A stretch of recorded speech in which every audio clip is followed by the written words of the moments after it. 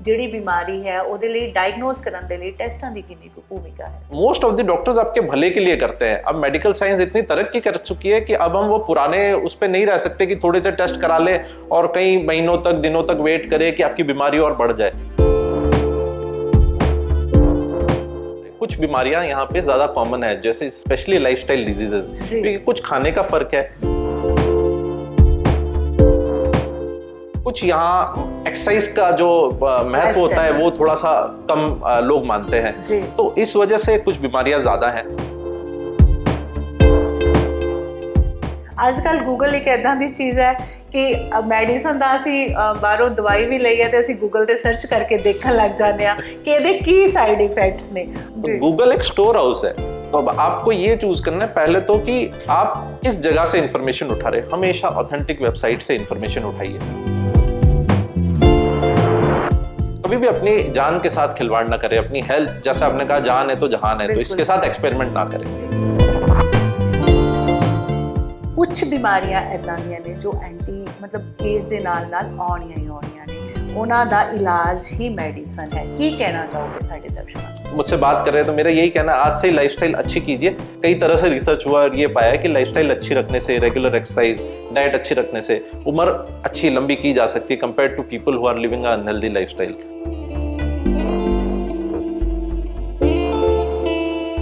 The अनम्यूट वेख रहे हो तुसी ते मैं हाँ सुखबीर कौर। अनम्यूट के खास प्रोग्राम द हेल्थ टॉक्स दे विच आप सब का स्वागत है। दोस्तों कहते हैं कि जान है तो जहान है। जेकर साडी सेहत चंगी हुंदी है तो सानू सब कुछ वधिया लगता है, जेकर साडी सेहत ठीक नहीं है तो सानू कुछ भी वधिया नहीं लगता। तो द हेल्थ टॉक शो तुहानू मिलाउंदा है जी वक-वक डॉक्टर बाहर मेहमानां दे नाल ते तुहाडे जो बीमारियां नूं लैके शंके ने उन्हां दी जानकारी दे विच इजाफा करदा है ते नाल दे नाल तुहाडी चंगी सेहत दी कामना करदा है। ते दोस्तों जदों असीं बीमार हुंदे आ ते असीं सब तो पहला जाने आ जी मैडिसन दे डॉक्टर को। सो अज के प्रोग्राम की खासियत यही है कि असीं तुहानू जिस माहिर डॉक्टर मेहमान दे नाल मिलान जा रहे हैं वो IVY हॉस्पिटल दे विच कंसलटेंट ने मैडिसन्स दे, इंटरनल मैडिसन्स दे। सो सर असीं तुहाडा बहुत बहुत स्वागत करते हैं डॉक्टर मेजर भावेश तालीरा जी। और आर्मी दे विच तुसीं सेवावां निभाईयां ने, बहुत सारे तुहाडे जिहड़े पेशेंट ने आर्मी वाले ने, एक्स सर्विस मैन ने, भारत दे विच, भारत तो बाहर और बहुत जगह तुसीं अपनियां जिहड़ियां मैडिकल सेवावां दे रहे हो। सो अज असीं तुहाडा तजर्बा लवांगे और शुरुआत इत्थों ही करते हैं कि जदों कोई बीमार व्यक्ति तुहाडे कोल आंदा है, असीं ये भी कहते हैं ना कि दवा भी तां काम करदी है जे नाल दुआवां होण तां। सो की एक तस्वीर अगर असीं खिंचीए मैडिसन, जदों असीं इंटरनल मैडिसन की गल करते हैं तो असीं अपने दर्शकों को समझाउणा है, एक तस्वीर खिंचनी है, की कहना चाहोगे? तो सबसे पहले तो सबको सत श्री अकाल, हेलो, गुड आफ्टरनून, जो जैसा जहाँ है उस टाइम। तो बहुत बहुत धन्यवाद आपके चैनल का कि मुझे आपके दर्शकों से रूबरू होने का मौका दिया। और मैं काफ़ी शॉर्ट में बहुत अच्छी कुछ बातें बताऊंगा जो आप सबकी हेल्थ को अच्छा करने के लिए काम आएंगी। तो पहले तो इंटरनल मेडिसिन के बारे में बताता हूँ। तो ये एक तरह से समझ लीजिए कि हमारी मेडिसिन की एक नींव है, जो मेडिकल फ्रेटर्निटी है जो उसकी एक नींव होती है। तो मेडिसिन डिपार्टमेंट उस तरह का होता है। जनरली सारे ही पेशेंट अपने प्राइमरी फिजिशियन या उस प्राइमरी जो भी डॉक्टर होता है उसके बाद पहली बार जो कहीं कोई बीमारी अगर ठीक ना हो रही हो तो most of the patients come to medicine department. और फिर हम यहाँ से उनको एक तरह से हम उनका पूरी जांच करते हैं, उनकी बातें सुनते हैं, उनकी जो ब्लड रिपोर्ट्स, जो भी इन्वेस्टिगेशन, MRI, अल्ट्रासाउंड रिपोर्ट्स होती है देख के, और उनको या तो हम खुद ठीक करते हैं या फिर उसके रिस्पेक्टिव डॉक्टर के पास आगे जो भी स्पेशलिस्ट, सुपर स्पेशलिस्ट और है उनके पास भेजते हैं। तो मैं मानता हूं कि आप सभी कभी ना कभी तो मेडिसिन डॉक्टर के कांटेक्ट में आए ही होंगे। तो अब मेरा आपसे एक सुझाव है, जब भी आप अपने डॉक्टर के कांटेक्ट में आओ तो सबसे पहले तो एक, जैसे आपने कहा दुआ काम करती है, वैसे एक विश्वास भी काम करता है। तो पूरा मन में विश्वास के साथ अपने डॉक्टर के पास जाइए। डॉक्टर, देखिए आप लोग तो डॉक्टर को भगवान कहते हैं, लेकिन मैं कहूंगा भगवान तो नहीं है, लेकिन जब आप उस पर विश्वास करते हैं तो वो आपके लिए एक गार्जियन हो जाता है, वो आपकी पूरी रक्षा करने के लिए तैयार रहता है। तो आप उस विश्वास के साथ जब आप उनके पास जाएंगे और खुल के अपनी प्रॉब्लम बताएंगे, आप खुल के बताइए, कहीं कोई शर्माने की, झिझक की जरूरत नहीं है। आजकल ऐसी ऐसी बीमारियां आई हैं जिनको हम, जब तक आपकी प्रॉब्लम नहीं सुनेंगे तो हम आपकी जांच कराते ही रहेंगे, तो तब तक हम उसको पता नहीं कर पाएंगे। तो ये एक सबसे अच्छा मेरा सुझाव है कि एक तो विश्वास के साथ जाइए, खुल के बात कीजिए अपने डॉक्टर के साथ। ਅਕਸਰ ਲੋਕਾਂ ਦੇ ਵਿੱਚ ਧਾਰਨਾ ਹੈਗੀ ਹੈ ਕਿ ਜਦੋਂ ਅਸੀਂ ਡਾਕਟਰ ਸਾਹਿਬ ਦੇ ਕੋਲ ਜਾਂਦੇ ਹਾਂ ਤੇ ਜਿਹੜੇ ਡਾਕਟਰ ਸਾਹਿਬ ਨੇ ਜੀ ਬਹੁਤ ਸਾਰੇ ਟੈਸਟ ਸਾਨੂੰ ਲਿਖ ਕੇ ਦੇ ਦਿੰਦੇ ਨੇ, ਪਰ ਕਿਤੇ ਨਾ ਕਿਤੇ ਉਹਨਾਂ ਨੂੰ ਅਸੀਂ ਸਹੀ ਜਿਹੜਾ ਟ੍ਰੀਟਮੈਂਟ ਆ ਉਸ ਵੱਲ ਤੋਰਨਾ ਹੁੰਦਾ ਹੈ, ਸਹੀ ਮੈਡੀਕਲ ਟ੍ਰੀਟਮੈਂਟ ਵੱਲ, ਸਹੀ ਮੈਡੀਸਨ ਅਸੀਂ ਦੇਣੀ ਹੁੰਦੀ ਹੈ। ਕੀ ਕਹਿਣਾ ਚਾਹੋਗੇ ਕਿ ਟੈਸਟ ਬਹੁਤ ਜ਼ਰੂਰੀ ਨੇ, ਜਿਹੜੀ ਬਿਮਾਰੀ ਹੈ ਉਹਦੇ ਲਈ ਡਾਇਗਨੋਸ ਕਰਨ ਦੇ ਲਈ ਟੈਸਟਾਂ ਦੀ ਕਿੰਨੀ ਕੁ ਭੂਮਿਕਾ ਹੈ?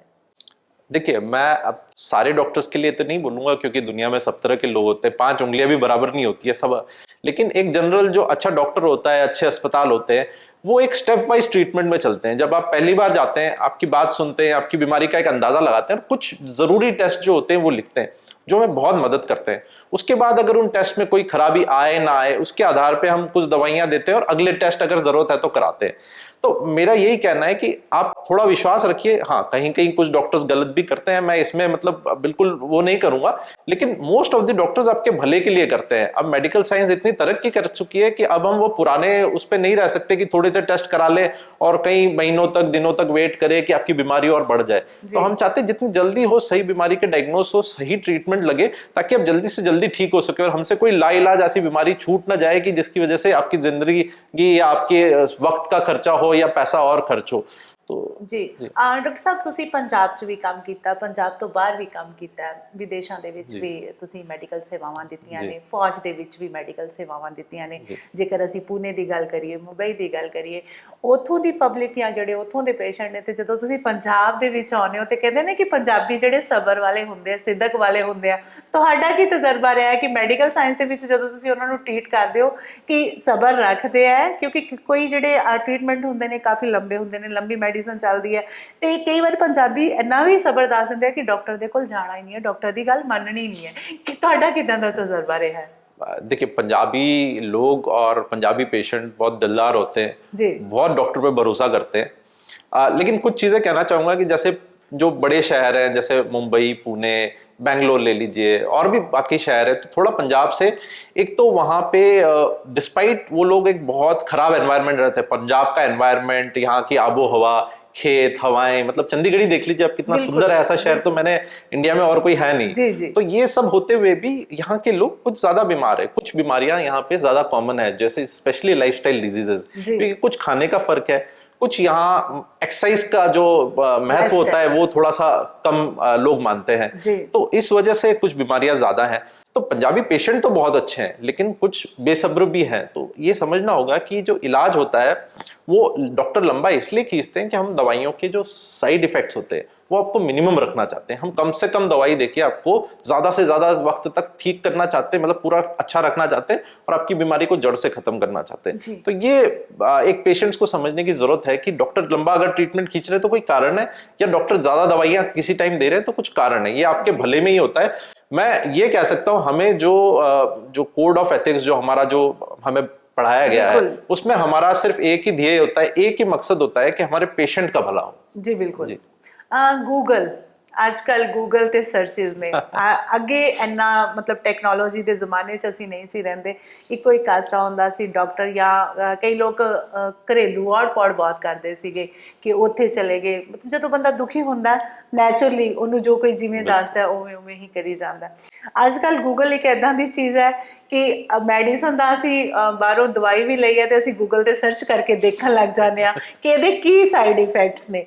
तो there are lot of information, कुछ चंगी है कुछ माड़ी है, इंडिविजुअल बॉडी रिस्पॉन्ड करती है। एलोपैथी दे नो डाउट की साइड इफेक्ट्स होंगे हैं। साढ़े दर्शकों को किवें जागरूक करना चाहोगे? देखिए, मैं एक बहुत अच्छा एग्जांपल देता हूँ।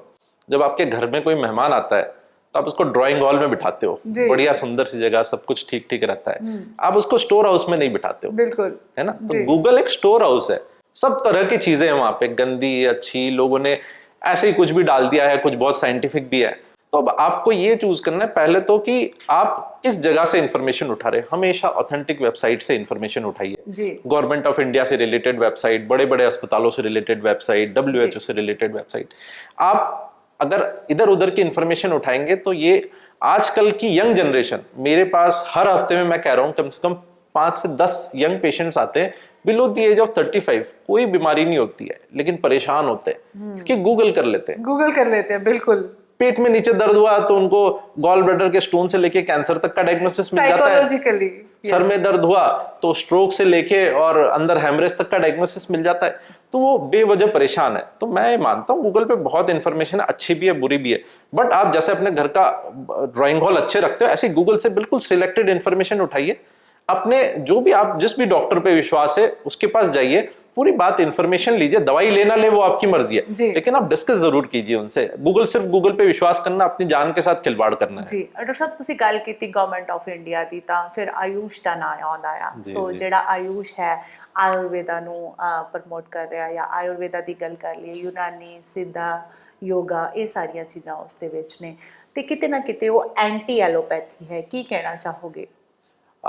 मैं इस बारे में देखिए मुझे यूनानी आयुष का बहुत ज्यादा आइडिया नहीं है, लेकिन मैं एक कहूंगा हर पद्धति की अपनी अपनी अपनी खूबियां होती हैं, बिल्कुल, बट लेकिन हर पद्धति की अपनी एक लिमिटेशन होती है जी। सो अगर गवर्नमेंट ऑफ इंडिया कोई चीज लेके आई है तो कुछ सोच के लेके आई होगी। और आज एलोपैथी है या आयुष है या इवन गवर्नमेंट के अदर डिपार्टमेंट्स है, जैसे म्युनिसिपल कॉर्पोरेशन है, जैसे अदर हेल्थ डिपार्टमेंट की चीजें हैं, जो भी, तो सबका एक ही ध्येय है कि हमारे भारत को स्वस्थ बनाना है। और इसी मामले में हमारे प्रधानमंत्री जी वो भी लेके आए हैं स्वस्थ भारत अभियान, तो वो भी एक बहुत अच्छी चीज है। तो हमारा बेसिक ध्येय है कि हमारे इंडिया को हमें हेल्दी करना है। In the next 20-30 years we should be at par with, जैसे मैं अब यूके में देख के आया, वहाँ के लोग बहुत हेल्दी है, उनमें कुछ बीमारियां हैं जो उनकी अपनी लाइफस्टाइल, जैसे स्मोकिंग ज्यादा करते हैं, जैसे वो लिकर कंजम्पशन ज्यादा करते हैं, तो उनकी अपनी बीमारियां हैं, बट अदरवाइज जो कम्युनिकेबल डिजीजेस हमारे इंडिया में है वो वहाँ बहुत कम है, क्योंकि सबने एक ही ध्येय बना लिया कि हमें स्वस्थ रहना है, स्वस्थ रखना है अपने आसपास के लोगों को। ਜੀ ਜਿਵੇਂ ਬਾਹਰ ਦੇ ਮੁਲਕ ਦੇ ਲੋਕ ਨੇ ਜਿਹੜੇ ਯੋਗਾ ਨੂੰ ਬਹੁਤ ਜ਼ਿਆਦਾ ਪ੍ਰਮੋਟ ਕਰਦੇ ਨੇ ਔਰ ਉਹ ਸਾਡੇ ਇੰਡੀਆ ਤੋਂ ਚੀਜ਼ਾਂ ਲੈ ਕੇ ਜਿਹੜੇ ਆਪਣੇ ਦੇਸ਼ਾਂ ਦੇ ਵਿੱਚ ਲੈ ਕੇ ਜਾ ਰਹੇ ਨੇ ਔਰ ਉਹ ਤੰਦਰੁਸਤ ਹੋ ਰਹੇ ਨੇ ਉਹਨਾਂ ਚੀਜ਼ਾਂ ਦੇ ਨਾਲ। ਔਰ ਜਦੋਂ ਅਸੀਂ ਗੱਲ ਕਰਦੇ ਹਾਂ ਆਯੁਰਵੇਦਾ ਦੀ ਤਾਂ ਅਕਸਰ ਲੋਕ ਕਹਿ ਦਿੰਦੇ ਆ ਕਿ ਐਲੋਪੈਥੀ ਦਾ ਸਾਨੂੰ ਪੂਰਾ ਪਤਾ ਹੈ ਕਿਹੜੇ ਸੌਲਟ ਨੇ, ਕੀ ਮੈਡੀਸਨ ਦੇ ਵਿੱਚ ਹੈਗਾ, ਤੇ ਅਕਸਰ ਕਹਿ ਦਿੰਦੇ ਆ ਅਸੀਂ ਕਿ ਆਯੁਰਵੇਦਾ ਅਗਰ ਇਸ ਦਾ ਕੋਈ ਫਾਇਦਾ ਨਹੀਂ ਹੋਊਗਾ ਬਾਡੀ ਨੂੰ ਤੇ ਨੁਕਸਾਨ ਵੀ ਕੋਈ ਨਹੀਂ ਹੋਣ ਵਾਲਾ। ਅਕਸਰ ਧਾਰਨਾ ਹੈ, ਅਕਸਰ ਲੋਕਾਂ ਨੂੰ ਅਸੀਂ सुने। तुसी की कहना चाहोगे एज अ डॉक्टर? मैं वही कहना चाहूंगा कि अब देखिए मैं आयुर्वेदा का पूरा तो नहीं जानता, लेकिन मैं जानता हूँ कि हर वस्तु, हर चीज के अपने इफेक्ट, साइड इफेक्ट्स होते हैं। जी बिल्कुल। ऐसा ही आयुर्वेदा में भी होगा। तो अब क्या हो गया कि बहुत सारे, जैसे मार्केट में एक मतलब जो एक पब्लिक ओपिनियन होता है, तो एक जनरल ओपिनियन बन गया कि इसके साइड इफेक्ट्स है, इसके नहीं है। एलोपैथी एक बहुत ही एविडेंस बेस्ड साइंस की स्ट्रीम है। यहाँ हम कोई भी दवाई देने से पहले, कोई भी डायग्नोसिस बनाने से पहले, किसी भी तरह का ट्रीटमेंट देने से पहले उस पर बहुत रिसर्च हो चुकी होती है। उसको कई बार टेस्ट किया होता है, कई बार एनिमल्स पे टेस्ट किया होता है, देन फिर ह्यूमन बींग्स पे, देन फिर जनरल पॉपुलेशन में। तो इसलिए एक एविडेंस बेस्ड मेडिसिन है। तो एलोपैथी में हमें ज्यादातर साइड इफेक्ट्स पता होते हैं और हमें उन साइड इफेक्ट्स पे दवाई कब बंद करनी है, कब उस साइड इफेक्ट को ठीक करने के लिए कोई और दवाई देनी है, ये सब हमें पता है। अब जो आप दूसरी पद्धतियों के जिनका नाम ले रहे हैं, I do not know how evidence based they are. मैं कहता हूं उनमें भी कुछ अच्छा ही होगी, तो इसमें मैं यही बात गवर्नमेंट पे छोड़ देता हूं कि वो जो पद्धतियां इनको भी एविडेंस बेस्ड बनाए, और ताकि सारी पद्धतियों का जहां जहां पेशेंट को लगता है। लेकिन मेरा एक आपसे निवेदन है कि जब भी कोई आपको बीमारी है, एक बार जरूर एलोपैथिक डॉक्टर से बात करें।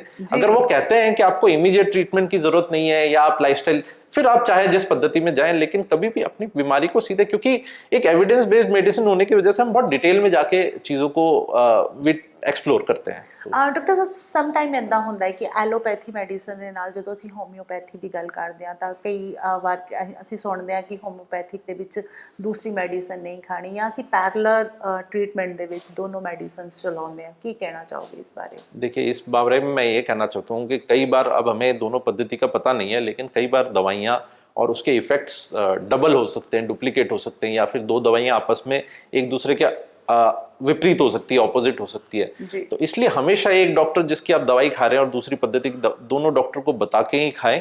और मेरा ये मानना है कि जहां तक हो सके पहले एक पद्धति की खा लें। अगर आपको उस पर विश्वास ना रहे या आप समझते हैं कि आपको फायदा नहीं हो रहा है या कोई साइड इफेक्ट्स हो रहे हैं, तो फिर आप दूसरी पद्धति की खाएं। कभी भी अपनी जान के साथ खिलवाड़ ना करें, अपनी हेल्थ, जैसे आपने कहा जान है तो जहान है, तो इसके साथ एक्सपेरिमेंट ना करें। जी बिल्कुल। डॉक्टर साहब मैं इस समय इस प्रोग्राम च बैठी हाँ, मैं फील कर रही हूँ कि मैं बिल्कुल तंदुरुस्त हाँ। मैं डॉक्टर कोल जाती हाँ, ਇੱਦਾਂ ਹੀ ਚਲੇ ਜਾਂਦੀ ਹਾਂ ਆਪਣਾ ਰੂਟੀਨ ਚੈੱਕਅਪ ਕਰਾਉਣ ਦੇ ਲਈ। ਮੈਨੂੰ ਕਈ ਬਿਮਾਰੀਆਂ ਨਿਕਲ ਆਉਂਦੀਆਂ ਮੇਰੀ ਏਜ ਦੇ ਅਕੋਰਡਿੰਗਲੀ, ਜਾਂ ਕੁਛ ਨਾ ਕੁਛ ਤਾਂ ਜਦੋਂ ਟੈਸਟ ਕਰਵਾਉਣਾ ਬਾਡੀ ਦੇ ਵਿੱਚ ਕੁਛ ਨਾ ਕੁਛ ਤਾਂ 19-21 ਤਾਂ ਹੋਏਗੀ, ਕਿਉਂਕਿ ਸਾਡਾ ਲਾਈਫ ਸਟਾਈਲ ਅੱਜ ਕੱਲ੍ਹ ਇੱਦਾਂ ਦਾ ਹੋ ਗਿਆ, ਸਾਡਾ ਖਾਣ ਪਾਣ ਇੱਦਾਂ ਦਾ ਹੋ ਗਿਆ, ਸਾਡੀ ਡਾਇਟ ਇੱਦਾਂ ਦੀ ਹੋ ਗਈ, ਸਾਡਾ ਟੈਕਨੋਲੋਜੀ ਦੇ ਜ਼ਮਾਨੇ ਦੇ ਵਿੱਚ ਅਸੀਂ ਰਹਿ ਰਹੇ ਹਾਂ। ਅਕਸਰ ਲੋਕਾਂ ਦੀ ਧਾਰਨਾ ਹੈ ਕਿ ਡਾਕਟਰ ਕੋਲ ਜਦੋਂ ਜਾਈਏ, ਚਾਹੇ ਅਸੀਂ ਤੰਦਰੁਸਤੀ ਚੱਲ ਜਾਈਏ, ਡਾਕਟਰ ਨੇ ਦਵਾਈ ਤਾਂ ਲਿਖ ਕੇ ਦੇ ਹੀ ਦੇਣੀ ਆ। ਸੋ ਇਹ ਜਿਹੜੀ ਗੱਲ ਹੈਗੀ ਆ, ਆਪਾਂ ਕਰਦੇ ਹਾਂ ਗੱਲ ਟੈਸਟ ਦੀ। 10 ਸਾਲ ਦਾ ਬੱਚਾ ਹੈ, ਉਹਦੇ ਟੈਸਟ ਕਰਵਾਉਣੇ ਆ, ਕੋਈ ਨਾ ਕੋਈ ਪ੍ਰੋਬਲਮ ਆਉਣੀ ਹੈ। ਮਤਲਬ ਇਸ ਗਰੁੱਪ ਦੇ ਅਕੋਰਡਿੰਗਲੀ ਰੂਟੀਨ ਟੈਸਟ ਜਿਹੜੇ ਨੇ ਸਾਨੂੰ ਆਪਣੀ ਸਿਹਤ ਨੂੰ ਸਹੀ ਰੱਖਣ ਦੇ ਲਈ, ਉਹ ਕਿਹੜੇ ਜਿਸ ਗੱਲ ਤੇ ਮੈਂ ਆਉਣਾ ਚਾਹੁੰਦੀ ਹਾਂ ਇੱਕ ਐਗਜ਼ਾਮਪਲ ਦੇ ਕੇ, ਕਿ ਕਿਹੜੇ ਜਿਹੜੇ ਟੈਸਟ ਨੇ ਸਾਨੂੰ ਅਡਲਟ ਏਜ ਦੇ ਵਿੱਚ ਕਰਵਾ ਲੈਣੇ ਚਾਹੀਦੇ, ਫਿਰ ਅਡਲਟ ਏਜ ਤੋਂ ਬਾਅਦ ਕਰਵਾ ਲੈਣੇ ਚਾਹੀਦੇ। ਸਭ ਤੋਂ ਪਹਿਲਾਂ ਅਸੀਂ ਗੱਲ ਕਰਦੇ ਹਾਂ ਬੱਚਿਆਂ ਦੇ ਲੈਵਲ ਤੇ, ਕਿ ਅਗਰ 10 ਸਾਲ ਦਾ ਬੱਚਾ ਹੈ, 11 ਸਾਲ ਦਾ ਬੱਚਾ, ਸਾਨੂੰ ਕਿਹੋ ਜਿਹੇ ਟੈਸਟ ਜਿਹੜੇ ਉਹ ਬੱਚਿਆਂ ਦੇ करवा लेने चाहिए, रूटीन टेस्ट।